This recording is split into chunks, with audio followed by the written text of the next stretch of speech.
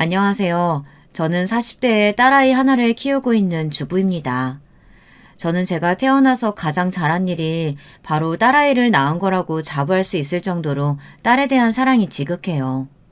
저는 딸이 원하는 거라면 뭐든지 다 해주고 싶어요. 저희 부모님은 저를 워낙 엄하게 키우셨기 때문에 저는 어디서나 제가 하고 싶은 대로 멋대로 할 수도 없었고 하고 싶은 말도 잘 하지 못하고 자랐거든요. 그래서 제 딸은 어른들 눈치 보지 않고 해맑고 사랑스럽게 자라주면 좋겠다 생각해서 사랑을 듬뿍 주며 키우고 있습니다.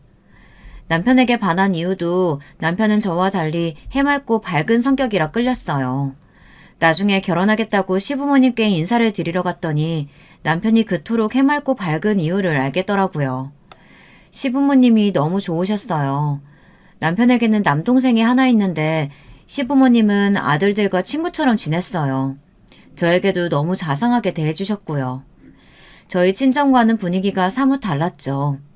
저희 친정아버지가 장남이시라 제가 태어났을 때부터 이미 할머니, 할아버지를 모시고 사셨어요.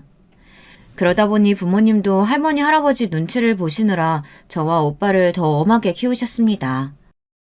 할아버지 할머니께선 두 분 모두 그 어려운 시대에 열심히 공부하셔서 한의학과 약학을 공부하셨습니다.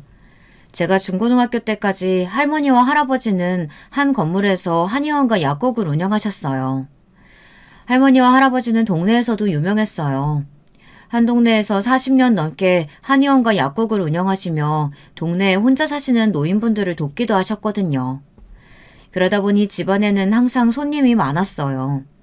할머니와 할아버지께 신세를 졌다며 인사를 하러 오시는 분들이 많았거든요. 그러다 보니 저와 오빠는 항상 집안에서도 소란을 피워서는 안 되고 얌전히 지냈어야 했습니다. 항상 집안에 손님이 오시며 저와 오빠는 차를 내거나 어머니를 돕는 게 당연했죠. 그러던 어느 날이었어요. 한 번은 오빠가 제가 아끼는 색연필이랑 스케치북을 멋대로 학교에 가지고 가버려서 제가 처음으로 오빠에게 덤빈 적이 있었어요. 제가 워낙 그림을 그리는 걸 좋아해서 색연필이나 스케치북, 물감을 좋아했는데 부모님이 아껴 쓰라고 자주 사주지 않았거든요. 그래서 제가 용돈을 모아 평소 사고 싶었던 색연필이랑 스케치북을 어렵게 산 거였어요. 색연필이 다른 것과는 다르게 40개의 색이나 들어있는 좋은 색연필이었거든요. 그런데 그날따라 그게 안 보이더라고요. 그래서 엄마에게 가서 물었더니 오빠가 학교에서 색연필이랑 스케치북이 필요하다면서 제 방에서 가져갔답니다. 저는 엄마에게 그걸 가만히 두면 어떡하냐고 소리를 지르고 바로 오빠 방으로 들어갔어요. 저는 책상에 앉아 공부하고 있는 오빠에게 따졌습니다. 제 색연필이랑 스케치북 당장 내일 가지고 오라고요. 그러자 오빠는 들은 채도 안 했어요. 저는 화가 나서 오빠의 등을 세게 때렸습니다. 태어나서 처음 오빠를 때려본 거였어요. 그 전까지 오빠에게 맞기만 했거든요. 저에게 처음으로 맞은 오빠는 얼굴이 금방 빨개져서 저에게 달려들었습니다. 그러고는 제 뒤통수를 때렸어요. 어디 감히 오빠를 때리냐고요. 그날 저는 지지 않고 오빠에게 덤볐습니다. 저와 오빠는 방리 떠내려가라 소리를 지르며 싸웠고요. 그때였습니다. 마침 퇴근하고 집에 돌아온 아버지가 저와 오빠가 싸우는 소리를 듣고 화가 나서 방문을 벌컥 열고 들어와 저희를 혼냈습니다. 할머니 할아버지도 계시는 집에서 버르장머리 없이 소리를 지르면서 싸워? 너희 둘 다 엎드려 뻗쳐. 이 녀석들이 아주 먹여주고 재워주고 살만 하니까 쌈박질을 해? 내가 오늘 아주 정신 똑바로 차리게 해줄게. 너희 둘 다 내일부터 한 달간 용돈이고 뭐가 없으니까 그런 줄 알아. 아버지는 특수부대 출신에 평소 운동도 많이 하셔서 몸도 우람하고 힘도 좋으세요. 오빠가 성인이 되어서도 아버지와 팔씨름을 해서 이겨본 적이 없으니 어느 정도인지 아시겠죠. 그런 아버지가 소리를 한번 지르시면 너무 무서워서 저와 오빠는 찍소리 못하고 입을 다물어야 했습니다. 그날 얼마나 무섭게 혼났는지 그날 이후로는 단 한 번도 오빠와 싸운 적이 없었어요. 그뿐이 아니에요. 아버지는 저와 오빠에게 언제나 엄격하셨습니다. 형제관계는 물론 친구들과의 관계에서도 무조건 양보하고 겸손해야 한다고 하셨어요. 친구가 아무리 잘못하고 저를 불편하게 해도 제가 먼저 이해하고 양보하다 보면 누구나 저를 좋아하고 친구가 될 수 있다고 하셨습니다. 그리고 아버지께서 항상 강조하신 게 세상에 봉사할 줄 아는 사람이 되어야 한다고 하셨어요. 아버지는 저와 오빠가 어릴 때부터 아버지께서 후원하시는 보육원이나 장애인 시설에 데리고 다니며 경제적인 지원뿐만이 아니라 몸으로도 함께 봉사해야 한다고 하셨죠. 할아버지 할머니 때부터 항상 희생하고 남에게 봉사하는 인생을 살아오셨기에 아버지와 자손들까지 잘 먹고 잘 사는 거라며 우리도 그렇게 살아야 한다고 강조하셨어요.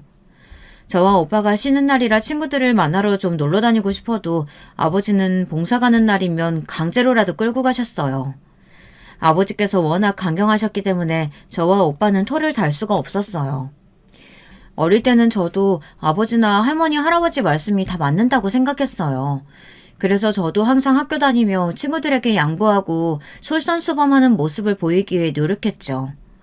그런 덕분에 반장이나 부반장을 거의 놓치지 않고 했고 나중에는 전교 회장이나 부회장도 놓치지 않고 했습니다. 그런데 아버지 말씀처럼 호의를 호의로만 받지 않는 사람들도 있다는 사실을 알게 된 사건이 있었어요. 고등학교 때였습니다. 고등학교에 입학한 지 얼마 되지 않았을 때인데 같은 반의 어떤 아이가 저에게 친한 척을 하며 다가왔어요. 저는 전혀 기억이 나지 않는데 말이죠. 그런데 알고 보니 제가 국민학교 때 아버지와 오빠와 함께 봉사를 다녔던 보육원에 있었던 아이더라고요. 수영이라는 친구였는데 저를 먼저 알아보고 인사를 한 거였어요. 안녕, 나 기억하지? 그때 너희 아빠랑 오빠랑 크리스마스 때마다 같이 와서 우리 간식이랑 선물 주고 갔잖아. 그래서 너랑 나랑 동생들이랑 같이 인형놀이도 하고. 기억나. 너 수영이 맞지?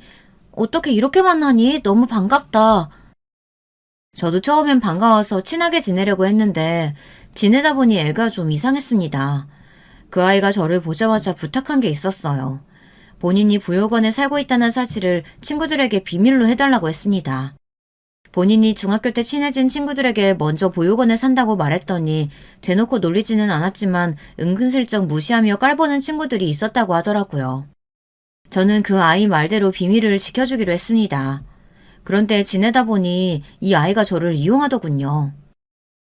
우리 아빠 중국에서 엄청 크게 사업하는 거 알지? 그래서 내가 방학 때마다 중국에 가는데 중국은 길거리에서 벌레로 만든 꼬치도 팔더라니까? 너무 싫어서 다음 방학 때는 안 가기로 했어. 우와, 너희 아빠 중국에서 사업하시면 돈도 잘 버시겠다. 그럼 너희 집 엄청 크고 넓어? 나 너희 집에 한번 놀러 가면 안 돼? 엄마가 몸이 안 좋으셔서 친구들 오는 거 싫어하셔. 옛날에 주아가 우리 집 와봤으니까 물어봐. 그치 주아야? 우리 집 되게 넓고 좋았지? 수영이가 저에게 자신의 집에 와보지 않았냐고 하는데 순간 저는 놀라 말문이 막혔습니다. 엄연히 말하면 수영이가 살던 보육원에 가본 건 사실이니까요. 더군다나 넓고 시설이 깨끗하고 좋았던 것도 사실이죠. 하지만 저는 뭐라고 대답해야 할지 몰랐어요. 수영이 아버지가 중국에서 사업을 하시는 것도 아니고 어머님이 편찮으신 것도 아니니까요. 저는 결국은 그 자리에서 대충 웃어넘기고 자리를 피했습니다. 제가 보육원에 사는 걸 비밀로 해주겠다고 했지 수영이 거짓말에 동참하겠다고 한 건 아니었으니까요. 그런데 그날 이후로 수영이가 저를 이상하게 대했습니다. 언제나처럼 수업이 끝나면 떡볶이를 먹으러 갔는데 자꾸 저에게 계산하라고 했습니다. 돈이 없으니 빌려주면 내일 주겠다면서요. 처음엔 그럴 수 있다고 생각했는데 매일 그런 식으로 구니 기분이 상했습니다. 거기다가 체육 시간이면 자기가 체육복을 안 가져왔다고 제 것을 입고 나가버렸어요. 제가 체육 선생님께 혼나고 있는데도 모른 체하고 뒤에서 낄낄 웃었습니다. 그뿐만이 아니었어요. 은근슬쩍 저를 따돌렸습니다.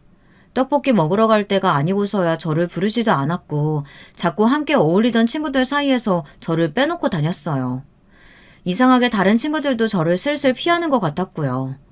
저는 그런 일은 처음이라 도무지 어떻게 해야 할지 몰랐어요. 친구들을 항상 배려하며 사이좋게 지낼 줄만 알았지 저에게 못되게 구는 친구에게 어떻게 하면 좋을지 배운 적이 없었거든요. 저는 고민하다가 속상해서 부모님께 이야기했어요. 수영이와 있었던 일에 대해서요. 아버지가 평소 말씀하셨던 말씀대로 친구에게 양보하고 친절하게 대하려고 했는데 이건 아닌 것 같다고 말씀드렸습니다. 부모님의 얼굴을 보고 그동안의 일을 말씀드리다 보니 저도 모르게 서러워서 눈물이 쏟아졌어요. 사실 수영이 때문에 속상했던 게 하루 이틀 일은 아니었지만 저 나름대로는 잘해보려고 꾹꾹 참아왔었거든요. 제 눈물에 놀라신 부모님은 많이 속상해 하셨어요. 그리고 그제야 부모님께서 어릴 때부터 저에게 강조하셨던 것들이 꼭 정답은 아니구나 라는 사실을 아셨죠. 부모님은 곧바로 제게 사과하셨습니다. 내가 너희에게 항상 양보만 하고 배려만 하라고 해서 많이 힘들었겠구나. 미안하다. 너희가 조금 더 좋은 어른으로 자라면 좋겠다 싶어서 이 아버지가 욕심을 부렸다. 앞으로는 누구보다 너희가 상처받지 않고 당당하게 살 수 있도록 이 아버지가 도우마. 그날 이후 아버지는 저와 오빠에게 강제로 봉사에 참여하게 하지 않으셨어요. 저와 오빠가 원할 때만 데리고 다니셨습니다. 그리고 수영이가 저에게 또 불편하게 하면 그 즉시 아버지에게 이야기하라고 하셨어요. 그러던 어느 날이었습니다. 하루 종일 저를 없는 사람 취급하던 수영이가 하교할 때가 되자 저에게 다가왔습니다. 그러더니 역시나 떡볶이를 먹으러 가자고 하더군요. 저는 이때다 싶어 수영이에게 바로 이야기했어요. 너 돈 있어? 그럼 지금까지 나한테 빌린 돈이나 갚아. 그래야 너랑 떡볶이 먹으러 갈 거야. 제 말에 수영이가 표정이 싹 변하더군요. 그러더니 한다는 소리가 가관이었어요. 내가 그 돈을 왜 갚아? 네가 나랑 놀고 싶어서 아부하려고 매일 떡볶이 사준다고 한 거잖아. 그리고 너희지 원래 남한테 돈 주고 도와주는 거 좋아하잖아. 그깟 떡볶이값 가지고 치사하게 왜 이래? 수영이라는 애는 가만 보니 거짓말이 습관인 애였어요. 있지도 않은 소리를 멋대로 큰 소리로 떠들었습니다. 그러면 사실이 되는 줄 아는 것 같았죠. 거기다가 저희 부모님의 호의까지 짓밟았어요. 저는 왜 지금까지 이런 애랑 굳이 친구로 지내려고 했나 후회가 되더라고요. 웃기고 있네. 나 너랑 놀고 싶었던 적 한 번도 없어. 네가 매일 거지처럼 돈 없다고 떡볶이 사달라고 구걸하니까 불쌍해서 사준 거야. 아버지가 중국에서 크게 사업하신다더니 떡볶이 사 먹을 돈은 안 주시나 봐? 됐다. 돈 없으면 갚지 마. 기부한 셈 치지 뭐. 제 말에 눈이 동그래진 수영이는 제 머리끄덩이를 잡았어요. 본인에게 거지라고 했냐고 아주 소리를 지르더라고요. 저도 똑같이 수영이 머리를 잡았습니다. 그리고 귀에 대고 작게 속삭였어요. 너 나한테 자꾸 이러면 보육원에서 사는 거 애들한테 다 말해버릴 거야. 그러니까 당장 이 손 떼. 여기서 더 초라해지고 싶지 않으면. 제 말에 수영이는 곧바로 손을 떼고 욕을 한마디 지르고는 교실을 나가버렸습니다. 사실 저는 수영이가 보육원에 산다는 이야기를 누구에게도 할 생각 없었어요. 비밀을 지켜주기로 약속했었으니까요. 단지 수영이가 제게 한 행동이 괘씸해서 골려주고 싶었습니다. 그날 이후로 수영이는 저를 일절 아는 척하지 않았어요. 저도 아는 척하지 않았고요. 당시에는 속상하고 힘들기도 했지만 그때 이후로 저는 많이 달라졌어요. 부모님 말씀대로 남을 위해서 돕고 사는 인생도 좋지만 가장 중요한 건 나라는 걸 말이죠. 그리고 무엇보다 사회의 약자이거나 형편이 좋지 않다고 해서 언제나 도움을 받는 게 당연한 건 아니라는 사실도 알았습니다. 그래서 저는 딸아이에게 언제나 친구를 배려하고 친절하게 대해야 하지만 나를 불편하게 하거나 나를 존중하지 않으면 화도 내고 싸워야 한다고 가르칩니다. 무조건 배려하고 양보하는 게 좋은 방법이 아니라는 걸 누구보다 잘 아니까요. 제가 딸아이에게 유독 신경 쓰는 이유가 또 있습니다. 바로 저희 동서와 조카 때문이에요. 저에게는 저보다 1살 어린 동서가 하나 있어요. 그리고 동서에게는 제 딸아이와 동갑인 아들이 하나 있습니다. 결혼하고 나서 내내 같은 건물에서 살아서 그런지 동서와 자꾸만 부딪히는 일이 생겼어요. 동서는 능력도 있고 머리도 좋은 사람이 이상하게 좀 꼬여 있습니다. 결혼할 때부터 그랬어요. 당시에 저는 결혼한 지 몇 년 됐었고 임신 중이었습니다. 그리고 동서는 혼전 임신을 하게 돼서 급하게 결혼식 날짜를 잡았어요. 당시에 동서가 대학병원에서 전공의로 근무하고 있었는데 갑자기 임신하게 돼서 상황이 좋지 않았던 것 같아요. 동서 마음을 이해하지 못하는 건 아닙니다. 한창 공부하고 병원에서 근무해야 할 시기에 임신까지 하고 결혼까지 하게 됐으니 얼마나 속상했겠어요. 그래도 그렇지 상견례 자리에서 동서는 너무도 무례하게 굴었습니다. 동서는 아버지가 일찍 돌아가셔서 홀어머니 밑에서 자랐대요. 가정 형편이 좋지 않은 와중에도 동서 어머니께서 식당 일에 건물 청소일까지 하시며 딸을 의대에 보냈나 보더군요. 시부모님은 사돈어른을 뵙자마자 그동안 너무 고생하셨다고 앞으로 딸 걱정은 하지 마시라고 말씀드렸어요. 그런데 동서와 사돈어른의 반응은 남달랐습니다. 상견례 자리에 앉자마자 시부모님께 신혼집은 어떻게 구해주실 생각이시냐고 물었어요. 당연히 시부모님과 저희 부부는 당황했어요. 하지만 애써 웃으며 이야기했습니다. 다행히 우리가 사는 건물에 때마침 1층이 비어 있어요. 바로 그쪽으로 들어와서 신접살림 시작하면 될 것 같아요. 시부모님이 사시는 빌라 건물이 시부모님 명의세요. 그래서 저와 남편도 같은 건물에 살고 있습니다. 그런데 시아버지의 말씀에 동서가 인상을 확 구겼어요. 그러더니 동서가 옆에 앉아있는 시동생의 어깨를 툭 치더군요. 부모님께 말씀 안 드렸어? 나 서울대 의대 나온 사람이라고. 내 선배들 결혼할 때 보면 다들 서울에 30평대 아파트는 기본으로 받아. 근데 빌라가 도대체 웬 말이야? 동서는 시부모님 앞에서 정말 저렇게 말했습니다. 상견례 자리에 있던 식구들은 다들 너무 당황해서 순간 정적이 흐를 정도였죠. 더 이해가 안 됐던 건 동서 어머님이었습니다. 딸이 시부모님 앞에서 저렇게 말하는데 말리지도 않더군요. 더군다나 오히려 더한 소리를 하셨어요. 사실 사돈 아드님이 실수해서 우리 딸내미 교수 되는 길이 꽉 막힌 건데 책임은 지셔야죠. 30평대 아파트가 문제가 아니라 양심이 있으면 우리 딸 병원이라도 하나 개업해 주셔야 되는 거 아니에요? 저는 제가 지금 상견례 자리가 아니라 주말 저녁 막장 드라마를 보고 있는 줄 알았어요. 아무리 서울대 의대를 나온 잘난 의사라도 그렇지 현실에서 어떻게 저런 소리를 아무렇지 않게 할 수 있을까 싶더군요. 자기야, 나 서울에 아파트 아니면 결혼 안 해. 요즘 같은 시대에 여자 혼자 애 키운다고 손가락질 받는 세상도 아닌데 굳이 시집가서 뭐하러 지질이 궁상으로 힘들게 살아. 나는 빌라에 사느니 그냥 결혼도 안 하고 나 혼자 애 키우면서 살래. 내가 능력이 없는 것도 아닌데 뭐하러 그렇게 살아? 이래서 딸은 다 친정엄마 닮는다는 말이 있나 봅니다. 동서는 상견례 자리에서 결혼은 안 해도 그만이라는 소리를 하고 자리에서 일어났어요. 신혼집을 서울의 30평대 아파트를 시작하지 않으면 결혼을 안 하겠다는 이야기였죠. 동서의 말에 당황한 시부모님은 제대로 답을 하시지도 못한 채 상견례를 마치셨어요. 그날 이후로 시부모님은 고민이 많으셨습니다. 서울에 20억이 넘는 빌라 건물을 가지고 있는데도 예비 며느리와 안사돈에게 무시를 당했으니 속이 말이 아니셨죠. 엄마 아빠 뭘 고민해. 그냥 이 건물 팔자. 어차피 오르지도 않는 건물 가지고 있으면 뭐해. 이거 팔고 엄마 아빠도 아파트로 가고 나도 아파트 하나 사주면 되잖아. 동서만 욕할 수가 없는 게 시동생도 철딱선이 없는 건 매한가지였어요. 시동생은 30이 넘었는데도 한 직장에 오래 머물지도 못하고 여기저기 전전하고 다녔어요. 모은 돈도 없어서 아직도 시부모님께 생활비를 받는 걸로 알고 있습니다. 처음에 시동생이 결혼한다고 했을 때 저도 의아했어요.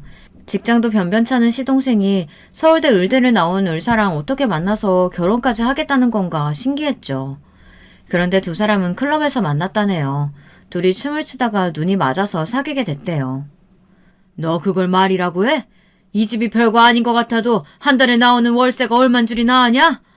나나 네 엄마 그 돈 가지고 지금껏 살았는데 이 건물 팔면 네가 우리 생활비 줄 거야? 그랬습니다. 시부모님이 지금까지 말을 안 해서 그렇지 지금까지 시동생 뒤치다거리 하느라고 고생을 좀 하셨어요. 의사 며느리 들어오는데 그 정도 희생은 할 수 있지. 아니면 대출받아서 우리 자기 병원이라도 하나 차려주던지. 시동생은 막무가내였습니다. 아파트를 사주든 병원을 내주든 해야 본인이 결혼을 할 수 있다고요. 내가 어쩌다가 저런 놈을 낳고 미역국을 먹었는지 모르겠다. 능력도 없는 놈이 덜컥 애부터 만들었으니 아휴 이걸 어쩌니. 시부모님은 고민 끝에 건물 담보로 대출을 받아 동서의 병원을 개업해주기로 했습니다. 대신 신혼집은 건물에 들어와 살기로 했어요. 그렇게 해서 시동생은 무사히 식을 올리고 저와 동서도 가족이 되었습니다. 동서는 안과를 개업했어요. 임신한 채로 병원 개업을 준비하느라 동서도 고생이 많았습니다. 저는 만삭인데 병원 개업 준비를 하는 동서가 걱정돼서 자주 병원에 들러 이것저것 도와주고 병원에 들어오는 기계도 사라고 따로 돈도 봉투에 넣어서 줬어요. 그런데 하루는 동서가 뭐가 또 심기가 불편한지 저한테 시비를 걸더군요. 제가 동선의 병원에 있는 산부인과에 다녀요. 그래서 산부인과에 갔다가 마침 점심시간이 다 됐길래 같이 점심이나 먹을까 싶어 병원에 들렀습니다. 저는 간호사 선생님들이 드실 도시락과 동서와 함께 먹을 도시락을 사서 갔어요. 동서 병원에 자주 들리다 보니 간호사들하고도 친해졌거든요. 그날도 다 같이 탕비실에 모여 밥을 먹는데 동서가 뜬금없이 저에게 결혼 전에 무슨 일을 했냐고 묻더군요. 나는 전문대 졸업하고 나서부터 바로 의료공장에서 격리일 했었어. 10년 넘게 다녔는데 아이 생기고 나서 바로 그만뒀지. 아이 생기고 일을 그만뒀다는 제 말에 동서가 갑자기 저를 안쓰럽다는 듯 혀를 끌끌 찼어요. 이래서 부모님이 공부하라고 잔소리하는 거라니까. 형님도 좋은 대학 나와서 전문직 했으면 임신했다고 일 그만둘 필요도 없고 애 낳고도 휴가 받으면서 편하게 애 키웠을 거 아니에요. 동서는 제 말이 끝나기도 전에 나서서 제가 전문대를 나오고 좋은 회사에 다니지 못했기 때문에 회사에서 잘린 것처럼 몰아갔습니다. 큰 대기업이나 전문직이었으면 육아휴직을 쓸 수 있었을 거라면서요. 동서가 모르나 본데 내가 임신해서 회사에서 나가라고 한 게 아니라 내가 회사를 그만둔 거야. 아무래도 공장이다 보니 먼지도 많고 아기한테 안 좋을 것 같아서. 와, 정말요? 형님 진짜 용감하시네요. 요즘 같은 세상에 애까지 생겼으면 직장에서 나가라고 할 때까지 더 붙었었어야지. 먼저 그만두시면 어떡해요? 그 나이에 아직도 시부모님 댁 빌라에 얹혀 사시면서 한 푼이라도 더 벌어야죠. 동서는 겪으면 겪을수록 의사라는 사람이 참 눈치도 없고 말도 함부로 해요. 30이 넘은 나이까지 제가 어떻게 살아왔는지 아이가 생겨서 얼마나 기쁜지 잘 알지도 못하면서 자기 멋대로 떠들었어요. 동서가 몰라서 그러는데 사실은 내가 결혼하고 얼마 안 돼서 유산을 2번이나 했어. 그때 너무 힘들어서 다시 또 나에게 귀한 아이가 찾아오면 그때는 무슨 수를 써서든 지키겠다 마음먹었어. 지금은 뱃속의 아기한테만 신경 쓸 거야. 그랬습니다. 사실 제가 결혼하고 연속으로 아이를 2번이나 잃었어요. 그 일로 오랫동안 마음도 몸도 힘들었어요. 그 이후로 몇 년 동안 노력했는데 아이도 잘 생기지 않았고요. 그쯤 되니 다시는 저희 부부에게 아이가 찾아오지 않을 수도 있겠구나 포기하고 있었습니다. 그러다 생긴 아이예요. 결혼하고 7년 만에 생긴 아이였습니다. 그러다 보니 더 귀하고 소중했어요. 옆에 함께했던 간호사들은 저에게 고생하셨다고 대단하다고 하며 다들 응원의 말을 한마디씩 건네는데 동서는 그게 무슨 소리냐며 혀를 찼습니다. 그럼 더 열심히 일해서 돈 벌어야죠. 요즘 애 하나 키우는데 얼마나 많이 드는지 모르세요? 아주버님 중소기업 다니시면 월급 빠는데 외벌이로 애를 어떻게 키워요? 형님이 뭘 모르시는 것 같아서 제가 알려드리는 건데 요즘 남자들은 여자가 아이 가져도 열심히 돈 벌어오길 바래요. 저 보세요. 제가 능력이 있으니까 우리 신랑은 일을 취미로 하잖아요. 동서는 도대체 뭐가 재미있는지 혼자 깔깔 소리를 내며 웃었습니다. 가만 보면 동서는 본인이 의사라는 것에 굉장히 자부심을 느꼈어요. 거기다가 본인이 능력이 있으니 남편도 알아서 잘한다고 하면서 저희 남편더러 혼자 고생이 많다는 말까지 했습니다. 저는 기분이 상했는데도 병원 식구들까지 있는 앞에서 제가 동서와 기싸움을 해봐야 무슨 소용인가 싶어 참았습니다. 동서도 나중에 애 낳고 살다 보면 다 알지 않을까 싶기도 했고요. 제가 아이를 낳고 몇 달 뒤 동서가 아이를 낳았어요. 저는 딸아이를 낳을 때 워낙 진통을 오래 해서 아이를 낳고 나서도 고생을 좀 했습니다. 그래서 산후조리도 신경 써서 했어요. 친정에도 한 달 정도 있다가 왔고요. 그런데 동서는 조카를 낳자마자 곧바로 병원에 출근하겠다고 했어요. 시부모님은 산후조리라도 제대로 하고 출근하라고 했지만 동서는 말을 듣지 않고 고집을 피웠습니다. 동네 병원이라 며칠씩 문 닫으면 아예 문 닫는 줄 알고 바로 다른 병원으로 간다니까요. 아무리 그래도 애 낳은 지 일주일도 안 돼서 출근한다는 건 말이 안 되지. 애 낳고 몸 관리 안 하면 나이 들어서 고생해. 이 시어머니 말 듣고 며칠 더 쉬어라. 그래 자기야. 자기 동기 선생님이 며칠 도와준다고 했다면서. 그 선생님한테 맡기고 딱 며칠만 더 쉬자. 그래 동서. 나도 애 낳고 정말 죽을 것 같았는데 푹 쉬는 거 말고는 방법이 없더라. 우리는 젊은 엄마들도 아니고 둘 다 노산이니까 조심해야 돼. 그리고 이거 내가 우리 세라 낳을 때 친정 아버지께서 해주신 약인데 먹어보니까 회복에 무지 도움되더라. 동서 것도 지워왔으니까 먹어봐. 저는 진심으로 동서가 걱정돼서 한 말이었어요.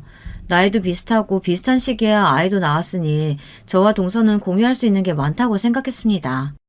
그런데 동서는 제 호의를 좋게 받아주지 않았어요. 가만 보면 형님은 참 팔자가 편한 것 같아요. 저는 형님처럼 팔자가 좋지 않아서 산후조리 해줄 친정도 없고 약 지어줄 아버지도 없어요. 제 일은 제가 알아서 할 테니까 그렇게 신경들 쓰이시면 우리 아들이나 좀 봐주세요. 동서는 같은 말을 해도 참 밉게 했습니다. 예뻐하고 싶어도 예뻐할 수가 없었어요. 더군다나 애를 낳은 지 한 달도 안 된 사람이 그렇게 술을 마시고 집에 들어왔습니다. 평소에 동서가 병원에 출근하고 나면 시동생이 조카를 봤는데요. 시동생이 가끔 일이 생기면 저나 시어머니가 조카를 봐주곤 했어요. 그날도 제가 조카를 봐줬습니다. 시동생이 일이 끝나고 집에 왔다길래 제가 조카를 데려다 주려고 내려갔습니다. 그런데 동서네 집 문이 활짝 열려있고 안에서 소란스러운 소리가 나더군요. 내가 임시만 안 했어도 무조건 교수다는 거였는데 이게 다 너 때문이잖아. 내 인생 어떻게 보상할 거야? 그래서 우리 아버지가 당신 병원 차려줬잖아. 우리 아버지가 당신 병원 안 차려줬으면 당신이 병원이나 차릴 수 있었겠어? 내가 너랑 결혼 안 했으면 돈 많은 사람한테 시집가서 강남에 아파트도 받고 목 좋은 자리에 병원까지 개업해줬겠지. 어디 이런 구린 동네에 살면서 장사도 안 되는 자리에 병원을 차렸겠어? 저는 어린 조카를 방에 눕혀놓고 서둘러 동서를 말렸습니다. 의사라는 사람이 애 낳은 지 얼마 되지도 않았는데 술에 취해 남편한테 술주정하는 모습을 행여나 시부모님이라도 보시면 속상하실 테니까요. 동서는 아이가 태어나고 나서도 영 철이 들질 않았어요. 본인이 의사라 능력이 있어서 시동생이 알아서 잘한다고 하더니만 그것도 아닌지 툭하면 시동생과 언성을 높이고 싸웠습니다. 그 소리가 얼마나 큰지 한 번 싸우면 3층인 우리 집까지 소리가 다 들렸어요. 심지어 동선에는 같은 층에 시부모님이 사시는데도 아랑곳하지 않고 싸웠습니다. 당신은 자기 자식인데 어떻게 된 게 기저귀도 한 번은 안 갈아. 나도 당신 왔을 때 좀 씻고 밥이라도 먹어야 할 거 아니야. 내가 하루 종일 병원에서 놀다 왔어? 내가 일하고 들어와서 애까지 보면 나는 언제 쉬어? 그럼 나도 일하고 들어와서 애 보느라 못 쉬었잖아. 당신은 엄마가 돼서 하루 종일 애랑 떨어져 있었는데도 보고 싶지도 않았어? 당신이 나가서 일하면 뭐 할 건데? 그 돈으로 애 기저귀도 못 사는데. 당신이 누구 덕분에 밥 먹고 사는지 잊었어? 나가서 최저 비용도 못 버는 주제에 누구더러 기저귀를 갈라 말아야. 동서와 시동생은 매번 싸우는 이유도 비슷했어요. 동서는 병원 일에 치여 힘들고 시동생은 집에서 혼자 조카를 보느라 힘드니 만나면 무조건 부딪히는 거였죠. 특히나 동서가 시동생을 무시해서 시동생이 참다 한 번씩 폭발하는 거였어요. 동서는 애까지 낳아놓고 툭하면 이혼이라는 소리를 쉽게 입에 올렸습니다. 그 나이 먹도록 부모한테 빌붙어서 자기 밥벌이도 못하는 주제에 어디서 큰 소리야. 당신 내 앞에서 한 번만 더 큰 소리 내면 이혼일 줄 알아? 제 앞에서는 자기가 돈을 잘 벌어서 시동생이 편하게 일한다고 하더니만 시동생 앞에서는 밥벌이도 못한다는 소리까지 했나 봐요. 그런 소리를 들은 시동생은 얼마나 자존심이 상했으면 시부모님이랑 저희 부부가 있는 앞에서 울먹이며 말을 하더라고요. 자기가 나보다 더 능력 있고 잘 보니까 내가 그래도 우리 준영이 키우느라 이러고 있는 거지. 내가 아무리 못났어도 지금 어디 나가서 밥벌이도 못하지는 않아. 시동생은 영화감독 지망생이에요. 여기저기 식당에서 아르바이트를 하면서도 몇 년 동안 영화 제작사에 시나리오를 내러 돌아다녔어요. 조카 생기고 나서는 애를 키우느라 그마저도 쉽지 않았죠. 시부모님도 그런 시동생을 한심하게 생각했지만 아무리 자식이 철없고 못났어도 귀하게 키운 아들인데 아내한테 무시당하며 사는 꼴이 보기 좋을 리 없었죠. 시부모님은 듣다 동서가 너무한다 싶으셨는지 시동생에게 당장 헤어지라고 하셨어요. 아무리 잘난 마누라라도 남편을 개무시하는 아내랑 어떻게 사냐고요. 하지만 시동생은 이혼할 수 없다고 했습니다. 그 독한 여자가 이혼하면 순순히 우리 준영이 나한테 보낼 것 같아? 지금도 나 때문에 자기 교수 미끄러진 거라고 원망하는데 이혼하면 애 얼굴도 못 보게 할걸. 시동생은 조카를 생각해서라도 절대 이혼할 수는 없다고 했어요. 물론 본인도 동서와 이혼할 자신이 없는 것 같기도 했고요. 그러던 중 시동생은 아르바이트를 하던 가게에서마저 일을 잘렸습니다. 조카가 새벽부터 열이 나서 돌보다가 그만 늦잠을 자서 출근을 못했나 보더라고요. 그런 상황이 반복될수록 시동생은 더 자신감이 떨어졌습니다. 언젠가부턴 아예 시나리오도 안 쓰고 집에서 조카만 돌봤어요. 그런 시동생이 안쓰러웠던 시부모님은 본인들이 손주를 봐줄 테니 다른 직장이라도 알아보라고 했습니다. 하지만 시동생은 의욕이 없었어요. 덕분에 시부모님은 동서 비위를 맞추기 바빴습니다. 아들이 가장으로서 능력이 없으니 동서 눈치를 볼 수밖에 없었죠. 시부모님은 알아서 동서네 집 반찬이며 청소를 해주기 바빴습니다. 동서가 쉬는 날은 시동생이랑 데이트라도 하고 오라고 조카까지 봐주셨어요. 그뿐만이 아니에요. 명절에도 동서네 아버지 제사가 있으니 먼저 친정에도 다녀오라고 해주셨습니다.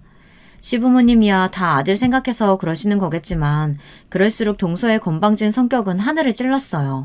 이제는 아예 시부모님 앞에서 대놓고 시동생을 무시하면서 구박했어요. 차라리 잘 됐어. 어차피 나가서 일한다고 해도 몇 푼 벌지도 못하고 괜히 되지도 않는 영화 한다고 여기저기 기웃거리고 다니는 거 꼴 보기 싫었는데 얘기면 아예 집에 눌러앉아서 살림이나 하고 애나 키우면 되지 뭐. 내가 지금 갈 데가 없어서 집에서 준영이 키우는 게 아니야. 내가 일하려고만 하면 어디든 가서 일할 수 있어. 단지 내가 준영이랑 같이 있어주고 싶어서 그러는 거야. 꼴에 자존심은 있어서. 그래, 세상 좋은 아빠라고 해두자. 동서, 사방님도 잘하려고 하는 말인데 왜 그래. 동서가 돈도 잘 버는데 서방님이 집에서 준영이 보면 마음도 더 놓이고 좋지 뭐. 시부모님도 계신 자리에서 동서가 자꾸만 시동생을 구박하자 듣기 민망했던 저는 애써 말을 돌리려고 했습니다. 형님도 같이 처지라고 지금 편드시는 거예요? 아예 둘이 같이 아기띠 메고 쇼핑도 다니고 문화센터도 다니고 그러시지 그러세요? 진작 알았지만 동서는 마음이 꼬여도 단단히 꼬인 사람입니다. 상대방의 말을 있는 그대로 듣지 않고 항상 꼬아서 나쁘게만 들었어요. 그런 동서와 이야기를 나누다 보면 꼭 제가 세상에서 제일 한심하고 초라한 사람이 되는 것만 같았습니다. 그러다 보니 자연스레 저는 동서를 만나기를 꺼렸어요. 하지만 한 건물에서 동갑의 아이를 키우다 보니 그게 마음처럼 쉽지 않았습니다. 조카와 저희 딸은 같은 어린이집에 같은 유치원, 같은 학교까지 줄곧 함께 다녔어요. 그러다 보니 시동생이 바쁘면 자연스레 제가 조카를 봐줄 때가 많았죠. 동서를 생각하면 조카고 뭐고 봐주고 싶지 않았지만 시동생도 정말 급할 때 맡기러 오는 거라 거절하기도 힘들었어요. 그런데 조카를 봐주다 보면 불편한 일이 종종 생기고는 했습니다. 조카랑 제 딸아이가 잘 지내지를 못했어요. 태어나서부터 줄곧 둘이 한 건물에서 형제처럼 지내면서 자주 만나 문제가 없을 줄 알았는데 조카가 덩치가 커지기 시작하면서 제 딸아이를 자꾸만 괴롭혔어요. 학교에 입학하고 나서 시동생이 급한 일이 생겼다고 할 때마다 제가 딸아이를 하고 시키면서 동선의 아들도 같이 데리고 왔어요. 시동생이 올 때까지 집에서 함께 놀게 하며 간식을 챙겨줬습니다. 그런데 조카가 자꾸만 딸아이가 아끼는 장난감을 말도 안 하고 멋대로 집에 가져가 버렸어요. 그래서 제가 동선의 집에 찾으러 간 적이 몇 번이나 있었습니다. 문제는 그 장난감을 항상 망가뜨려 놓았다는 겁니다. 제가 조카에게 말했으면 빌려줬을 텐데 왜 말도 안 하고 가져갔냐고 물었습니다. 그러자 조카가 하는 말이 기가 막혔어요. 이세라가 아끼는 거라서 일부러 몰래 가져온 건데요? 이제 우리도 초등학생인데 아직도 어린애들이 가지고 노는 장난감 가지고 노는 꼴이 웃겨가지고 일부러 망가뜨리려고 가지고 온 거예요. 조카는 갖고 놀고 싶었던 것도 아니면서 일부러 딸아이가 아끼는 장난감을 재미로 망가뜨린 겁니다. 순간 저는 너무 기가 막혀 말문이 다 막혔어요.